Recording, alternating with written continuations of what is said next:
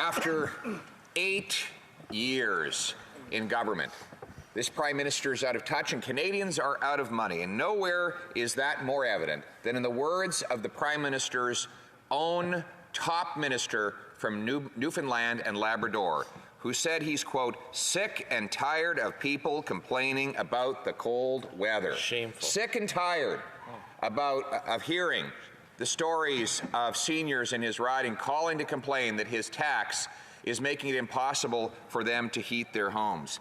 Well, if he's sick and tired of hearing about the pain and suffering that his Liberal government is causing after 8 years, why don't they stop causing that pain and suffering? And if he's still sick and tired, why doesn't he get out of the way and let another government step in and stand up for the people who are trying to heat their homes?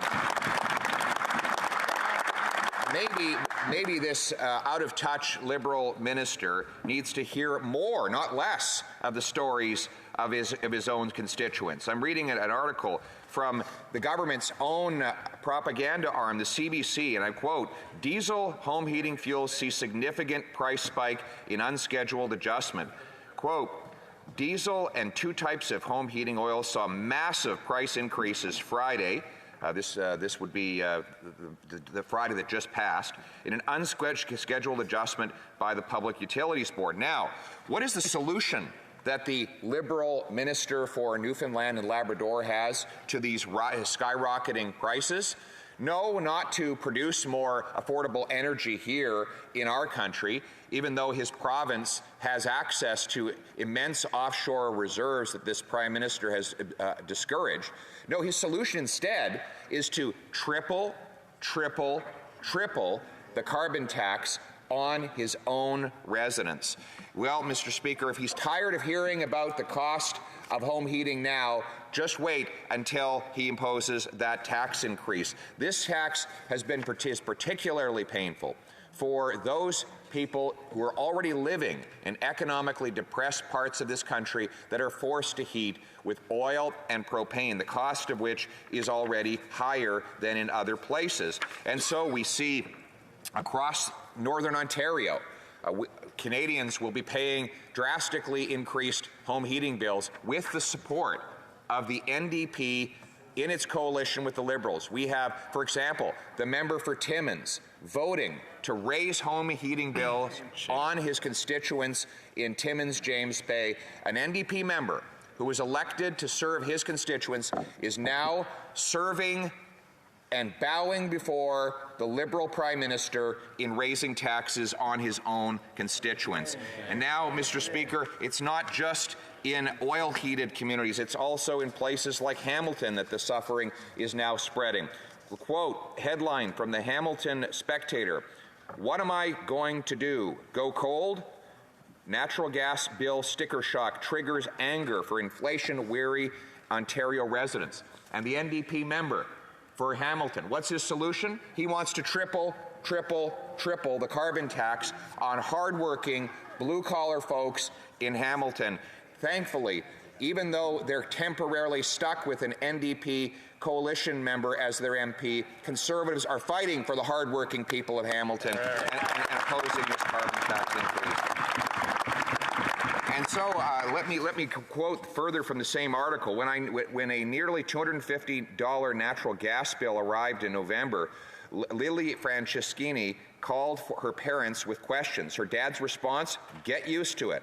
The North End Hamilton resident said, or keep your house at 20 degrees. Then, December's bill, $353.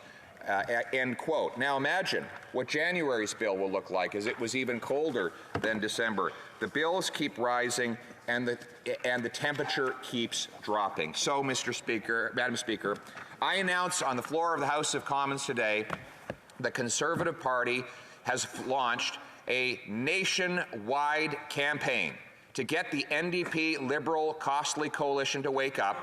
This coalition is taxing our people. We've had enough, and so we're launching a campaign to keep the heat on and take the tax off.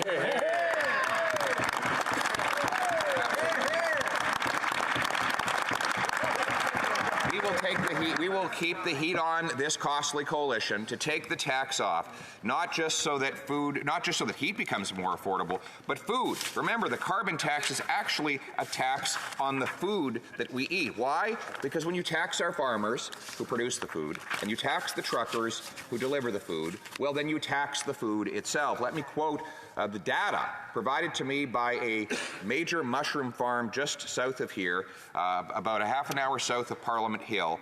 The Carleton Mushroom Farm, unbelievably successful farm. They employ about 100 people. They supply the nation's capital with the mushrooms that we eat. Their natural gas carbon tax bill, $9,000 for the month of July. For the month of July. The bill expected for January, $14,275 for 1 month. Now, Madam Speaker, you think that doesn't get passed on to the consumers? Ultimately, at the end of the day, the farmer has to pay the bill somehow. Now, ultimately, the Carleton Mushroom Farm will take a hit.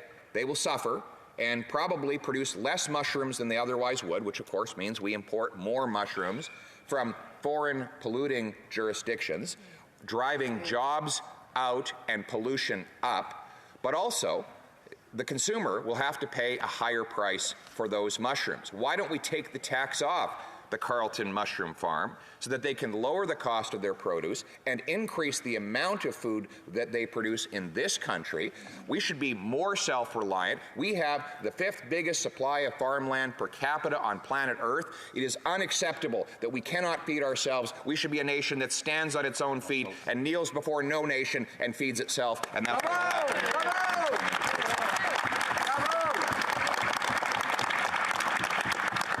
The pain and suffering is spreading across the land. We see, for example, the other day I was in the East End, Ottawa grocery store, and a cook walked up to me, and he said he's had to delay his retirement because after 8 years of this Prime Minister, inflation is at a 40-year high, and he cannot afford to retire on schedule. But the thing that really broke him up was that he can no longer buy the ingredients to cook at home that he uses at work. And so he held up a frozen pizza and said, I'm stuck eating this frozen pizza rather than making my own food. Probably a foreign-made pizza that was produced in some faraway land, generating a lot more pollution with processed ingredients that are not as nutritious. And this gentleman who worked all his life feeding other people is not able to feed himself better than that. That's because of the inflationary deficits and taxes that this government has imposed. Inflationary deficits and taxes that the honourable member for Calgary Forest Lawn, as my finance critic, has been fighting against, and that is why I'm so proud to be splitting my time with him, Madam Chair.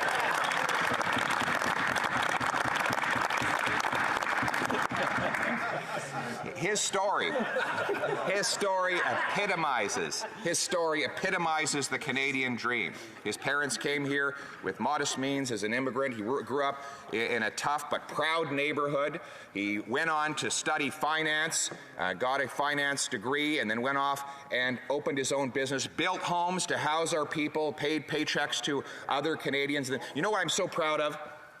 It's been the tradition that we have big shot Bay Streeters as ministers of finance. Our shadow minister of finance has actually created real jobs, worked with his hands, built businesses, helped troubled youth. He has the practical hands-on experience to know what this country should be, a country where everybody who works hard gets a fair shot at life.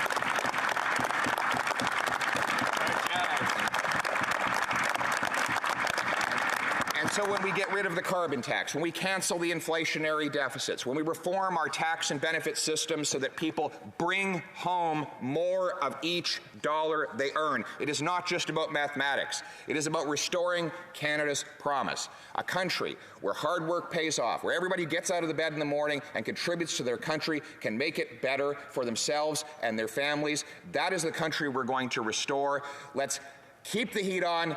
Take the tax off. Now let's bring it home.